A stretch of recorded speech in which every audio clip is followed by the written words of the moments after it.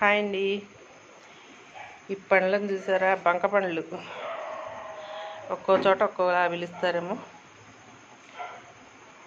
ఇవైతే ఈ సీజన్లో ఎండాకాలమే వస్తాయి అనుకుంటాను. ఇవి మే నెలలోనే దొరుకుతాయి. ఇవి ప్రకృతిలో మనకు తినేవి ఎక్కడ ఏం దొరికినా కూడా మనం దొరికినప్పుడు తింటే మనకి వీటిలో నుంచి కూడా కొన్ని మనకు ఔషధ గుణాలు వస్తాయండి.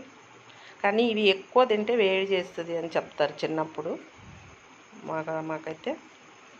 కానీ వీటిని ఇప్పుడు ఇన్ని పళ్ళు దొరికాయి, మాకు తెచ్చుకున్నాము. ఈ పండ్లను మరి ఒకేసారి తినకుండా ఇవి తీసుకొని బాక్స్లో, ఎందుకంటే పోయినసారి కూడా నాకు ఇదే సీజన్లో నేను ఆ చెట్టు ఉన్న సైడ్ వెళ్ళి తెచ్చుకున్నాం అనమాట. ఇవి ఎంత ఈ తొడిమిలతోటి ఇట్లా కాకుండా, లేదంటే ఈ తొడిమిలతోటి అయినా కానీ బాక్స్లో పెట్టుకొని ఫ్రిడ్జ్లో పెట్టుకొని రోజు కొంచెం కొంచెం తీసుకొని తినొచ్చండి. ఫ్రెష్గా ఉంటాయి. లేదంటే నల్లగా అయిపోయి పాడైపోతాయి. రేపటి వరకు ఇలాగే ఉంచారంటే ఇవి నల్లగా కలర్ చేంజ్ అయిపోయి పాడైపోతాయి అనమాట. తినలేము మనము. Thank you for watching. Like and subscribe అండి.